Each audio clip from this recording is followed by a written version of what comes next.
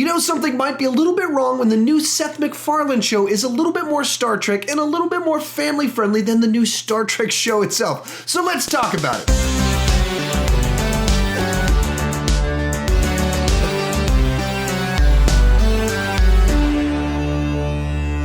So just a few days ago, the final episode of season 1 of the Orville aired. Now for me, this might have been the biggest surprise of this season. It wasn't on my most anticipated list. It wasn't really something I was looking forward to at all. I'd seen a few previews for it, so it was mildly on my mind.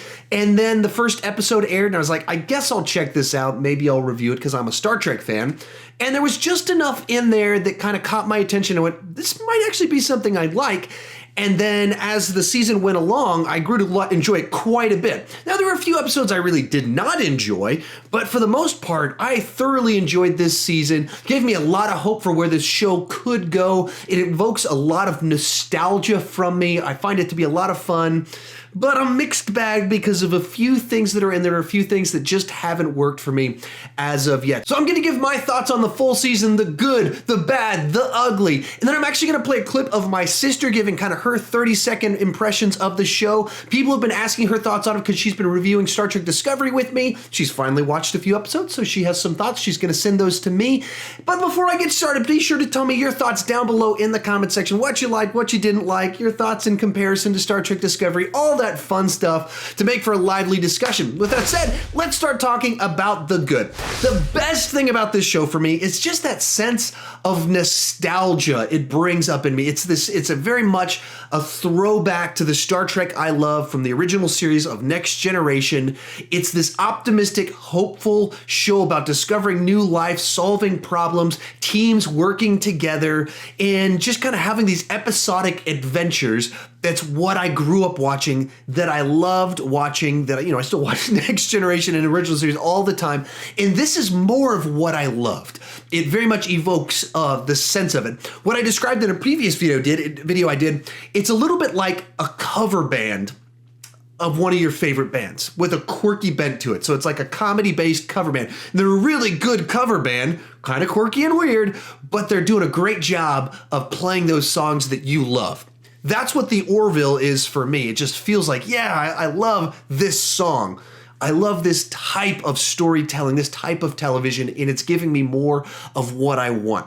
Along the same lines, the cast is, as a whole, the ensemble is fun, and it does a good job of highlighting different characters. It's not just the Seth MacFarlane show. It's nobody's show thus far. It's very much the ensemble. Seth MacFarlane is the lead, but everybody gets their chance to shine on the show. Now, I say the ensemble is good. I'll talk about the cast in particular in a later section on it, but just the way the cast is used, their rapport amongst each other, it's fun to be around. It's contagious, and that's kind of worked throughout the whole season, and they've built on things so you like them even more at the end of the season than you did at the beginning, and people you didn't like so much, you grow to enjoy quite a bit more, and everybody has had their chance by now to have the spotlight for an episode. And going back to what I mentioned before of television I enjoy, it uses allegorical storytelling to tackle ideas. So they take a concept that's relevant today that they want to explore, and they find a story that kind of joins in with these different cultures and societies they found and find interesting ideas inside of that. They've also said they're inspired by the Twilight Zone, and you can see that in here of the worlds they go to, and it's like, what if you had our society except you removed this piece from it? What if there was a society more advanced from us so they saw us like animals? And all sorts of ideas that are fun to explore, especially in an episodic series where you can kind of have these standalone, interesting ideas that they explore. The final big positive is the music is fantastic. I love what they've done with the music. There's some specific scenes and episodes, like the one from a couple weeks ago, New Dimensions, where they just shows the 2D world and the music starts playing. I was like, this is cinematic. This isn't television. This isn't like, oh, that's kind of good. This is just great cinematic music that's fits perfectly. So I've really enjoyed what they've done with the music thus far. From there, let's talk about the uneven or mixed bag parts of the show. And there's really two things for me. The first is the characters. And as an ensemble, I like them, but as individuals, it feels like a lot of them are very unevenly written and performed. So like Lamar in particular, he's gotten a couple episodes that have focused in on him to develop his character, but it doesn't feel like he's an evenly written character. Feels like they write him sometimes as an absolute moron in some episodes, and then in a different episode they tell us he's brilliant. It doesn't feel like he's actually brilliant. It feels like they've told us he's brilliant, and so when he has to be brilliant, there he is. He's brilliant. But other than that, he acts like a moron that's out of touch with reality and can't pick up on social cues and things like that. There's a whole episode, Majority Rule, based around the fact that he's clueless and acts like an incompetent fool that can't read between the lines as to what's going on. And then 3-4 episodes later, they tell us, no, he's brilliant. And these kind of the example of kind of the way a lot of the characters have been written to me. But that sort of feel is kind of the way it's worked. And a lot of them, I don't feel like I'm connecting with them the way that I should be this far into the show, where each one of them have gotten their episode. There's just not a lot of characters I'm like, oh, I love this character and this character. No, it's more like I like the vibe of all of this, but as individuals, not so much quite yet. The second thing that's pretty bit uneven to me is the captain's love story with his ex-wife, Kelly. And at the beginning of the season in particular, it was a little bit tedious because it felt like they kept just going back to the bickering old married couple thing. And so it was like, this was funny a couple times, and now it's just uncomfortable. Like, I don't really like what you're doing with this. And then as it progressed, I started to like it a little bit more. They found their footing. And then there was some episodes that I thought was like, oh, I hate what you're doing now. And then it goes back in the last episode where what they were kind of bringing them back together. I liked what they were kind of doing there. So all in all, real mixed bag in what they decided to do with the two of them at the different times and the way they related to each other. And wasn't so crazy about it. And other times I did enjoy what they were doing with it. From there, let's talk about the bad. And for me, the biggest problem with this show is the humor, which is a pretty big problem when you're a show that's trying to be a comedy. So the humor for me has never quite landed right. From the beginning, it felt a little bit off. The banter didn't hit quite right. The pop culture references, while somewhat amusing, felt a little bit off. And just in general, a lot of the humors fell flat. Now, each episode has about one big laugh for me. There's an episode where Isaac pulls a prank and cuts a guy's leg off, and that had me like laughing out loud at the way that played out and the repeat gags that went along with it. But in general, that's like the big joke this season that I was like, oh, that was really funny. And like the episode I watched yesterday had a thing that made me laugh out loud. Then I went, but I forgot it. Like, I don't remember what it was. And that's kind of the problem, is the humor's just kind of throwaway stuff. There's, stuff like two guys walking through a door and bump into each other. And so when that's your humor and people acting stupid and humping statues, and you're supposed to be a comedy show, that's kind of a problem. And tied to the humor is the way sometimes the humor is done cheapens the storytelling and the drama that's taking place. Which, if the humor was really landing, it would be okay, because we're like, oh, no, it's a comedy, it's okay.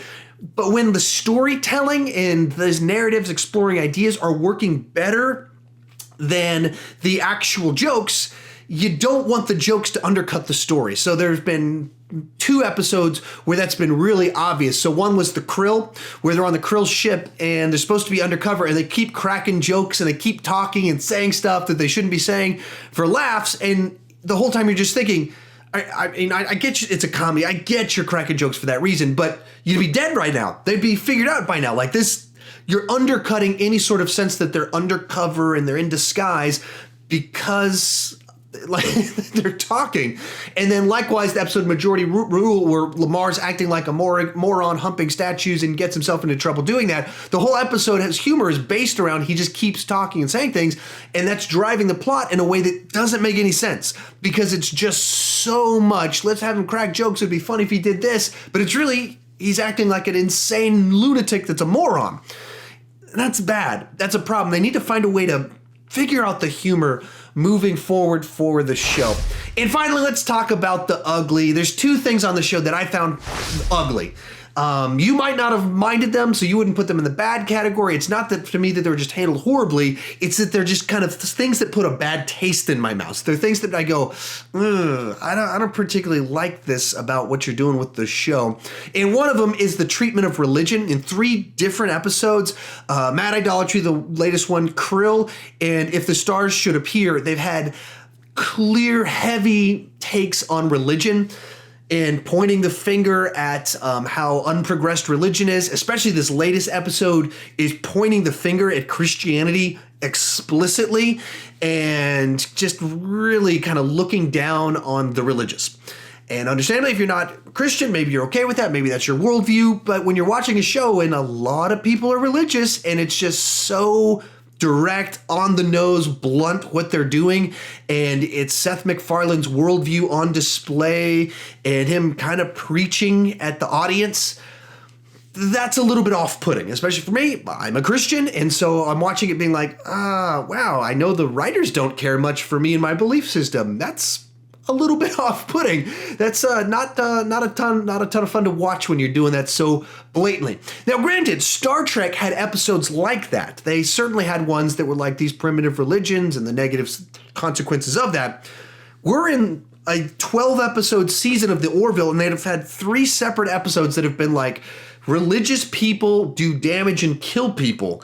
And the latest one very explicitly made all sorts of references to the Catholic Church 500 years, to modern evangelicalism, just explicitly on display the horrors of religion as perceived of by Seth MacFarlane. So that's off-putting. That's pretty ugly to me, the depth to which it kind of was presented. The second thing is pretty ugly is specifically the episode Cupid's Dagger. I did a whole review on it, had tons of debates with you guys. It came off very rapey to me. The plot line involves someone being affected by pheromones that they're unaware of. The person giving them off is aware this is happening and sleeps with people after infecting them with something. So someone says to this guy, I want nothing to happen with you. I do not want to sleep with you. I do not want to kiss you. I don't want to have anything to happen with you. He infects this person with his pheromones, maybe not to his knowledge, and still goes forward with having sex with this person. And this continues throughout the episode where people, without consenting, under the influence of an outside substance that someone has given to them, sleep with people. And the episode doesn't address this. As a show that addresses topics, socially relevant concepts, as I mentioned before, one of the strong points is the allegory of the show in the social commentary, in this allegorical storytelling, that they didn't tackle that. They just kind of let it float out there, is kind of off-putting and a little bit scary that no one in the writer's room went, hey, wait a minute, this guy just infected a woman with something right after she said, I don't want to have sex with you. He infects her with something and then he sleeps with her. That's a problem. There's a very obvious problem with that. Now, of course, I had 2 weeks worth of debates with some of you that disagree with me. I'm confused as to how this is a point where you guys don't get what I'm talking about. Pretty obviously, there's something weird about that storyline. So anyway, that's the good, the mixed, the bad, the ugly. And as I said, it's a show that I've been thoroughly enjoying. There's just been like 2 or 3 episodes in there that have been off-putting to me. If I were to go through the episodes and kind of put them into kind of my categories, the only episode that I thought was just flat out bad was Cupid's Dagger. That one is the worst one of the season. If I were to put some of them in kind of a mixed bag category, there's some stuff I really liked but didn't fully come together. Majority Rule, Old Wounds, New Dimensions, Firestorm, and Into the Fold. Those are kind of the mixed bag episodes for me. And then the category of like, I really enjoyed these episodes. It's kind of the rest of them. Command Performance, Mad Idolatry, If the Stars Could Appear, About a Girl, Krill, Priya, all those ones I thoroughly enjoyed. I might actually put up a video ranking the full season. I probably will on Tuesday. If you want me to, tell me down below in the comment section. So those are my thoughts on the season.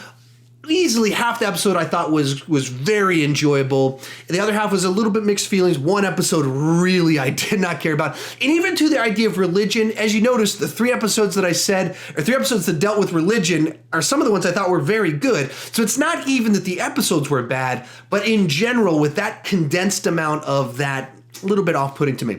So I told you I was going to give you my sister's take on it. Here you go. Okay, so this weekend, my husband and I finally got to sit down and watch the Orville together, and what we discovered was a Star Trek show with some really awful jokes. But it was a lot of fun. It's something that we actually enjoyed watching. We stayed up way later than we intended, and there was actually cultural relevance as we sat there after watching their Facebook show, which it's not obviously literally Facebook, but that's the whole idea behind it. And we had some fun discussions with that and talked about when we might someday let our kids have social media. So I wish this is what Discovery was, but sadly it's not.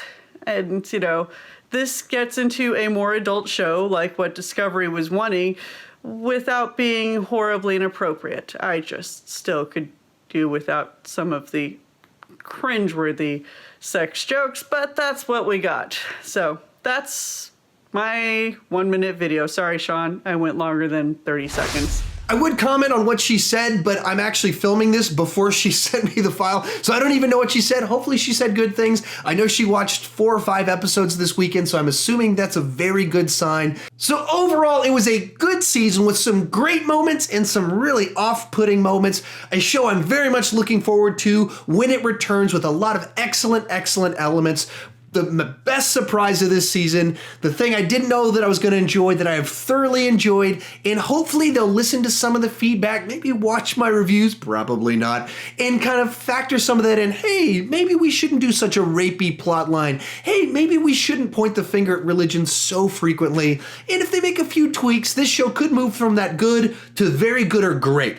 And if you compare it to previous first seasons of Star Trek shows, way better than the first season of the original Star Trek show. So it's already off to a great foot in that regard. And if it continues to improve and increase the way Star Trek The Next Generation did, this show will be amazing, and I thoroughly hope that does happen. How about you? Tell me your thoughts down below in the comment section. I'd love to hear your take on it, which episodes you loved, which ones you hated. What was the ugly stuff for you? What was the great stuff for you? Am I just overreacting? I know that I do that a lot. I can be a bit of a drama queen. Let's have a lively discussion about all that fun stuff. If you enjoy this cool shirt I picked up, I have a link to where I got it from down below. Sometimes when I wear these kind of fun shirts, people ask me where I get them from. So I put a link down below to the store, online store where I get them from. And if you're new to my channel, please consider clicking that subscribe button. I do movie reviews, TV reviews, ranking videos, but the key thing is I don't want to just talk about movies and TV. I want to talk about movies and TV and the Orville with you. So join me down in the comment section. Let's have a lively discussion, and thank you so much for watching.